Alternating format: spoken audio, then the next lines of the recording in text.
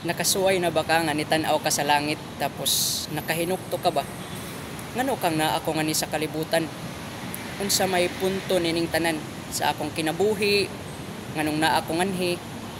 Kung nakapangutana ka niya na wala ka nag-inusara.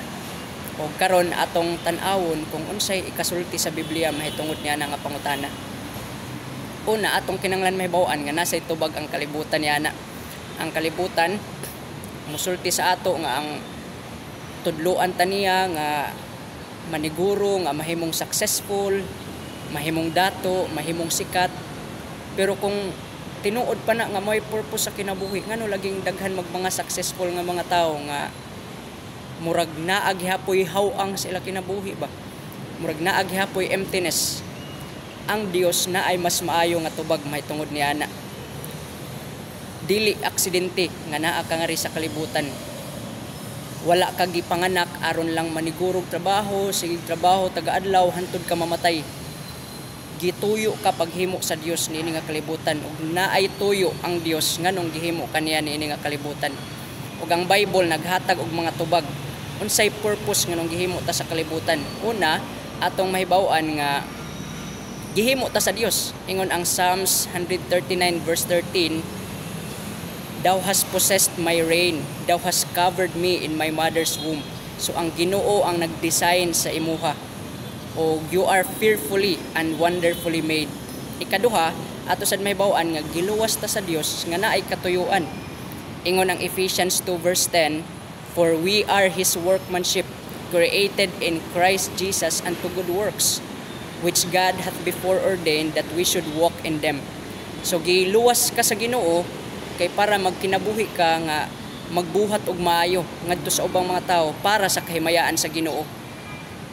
Tapos ikatulo, gitawag ka sa Ginoo para himayaon siya. Ingon ang 1 Peter 4 verse 10 to 11 nga gihatagan tanyag mga gasa nga para ato gamiton sa ubang mga tao para iserve ang ubang mga tao para sa kahimayaan sa atong Ginoo. So karon unsa man imo buhaton nakahibaw na dayta sa purpose, na day purpose ang Ginoo sa imo, dili aksidente nga naa ka sa kalibutan. So karon sugdi nga i-grow ang imong relationship kauban kang Jesus. Pagbasag Bible, pagampo taga-adlaw, sunda ang imong makatunan diha sa Ginoo.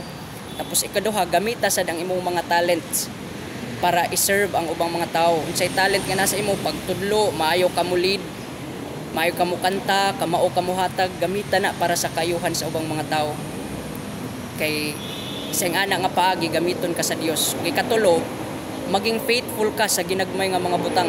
Kung magisgot ta og purpose ba, unsay purpose nato nini nga kalibutan, murag makauna-una ta usahay og kanang something nga nindot nga dako kaayo. Pero usahay ang purpose day sa Ginoo kay naa diha sa ginagmay nga buhaton nimo unsay sakto bisag ginagmay para sa nang higugmaon imo pamilya, imo encourage ang usa ka tawo nga nanginahanglan og pag-encourage o bisag unsa pa nga mga ginagmay, mag-faithful lang ka sa mga ginagmay o panalanginan ka sa Ginoo, gamitan ka sa Ginoo, naa diha ang tinuod niya kalipay. So karon kung wala pa nimo na surrender imo kinabuhi kang Jesus, i-surrender na kang Jesus ang imo kinabuhi. O kung feeling nimo mura ka pagsaag, wa ka kahibaw unsa ang purpose sa imo kinabuhi, balik sa Ginoo, basag Bible, pagampo. Kay ang Ginoo ang mopahibaw sa imo unsa ang katuyuan nganong gibuhat kaniya nini nga kalibutan kay siya man ang nagbuhat sa imuha. So magpray ta dongan. Among Amahan nga naa sa langit, salamat Lord nga ikaw dayang nagbuhat sa amo. Ug imo ming gibuhat nga naay katuyuan, naay purpose. Tabangi mi Lord nga masabtan namo unsa ang imong kabubuton para kanamo. Ug tabangi mi nga among kinabuhi masubay namo sa kung unsa imong kagustuhan para sa amo. Ligo na nga akong igsuon nga nagtanaw ani nga video karon. In Jesus name, amen. So kung kani nga mensahe nakig-istorya sa imo, please i-like, i-share sa uban ug i-subscribe pod ang YouTube channel. Napay mga tao, daghan pag mga tao nga nanginhanglan sad nga makadungog niini nga mensahe, nagpaabot nga imo i-share. O tigam ni, gihimo ka sa Ginoo nga naay purpose o buhatan na nga purpose sa imong kinabuhi. God bless.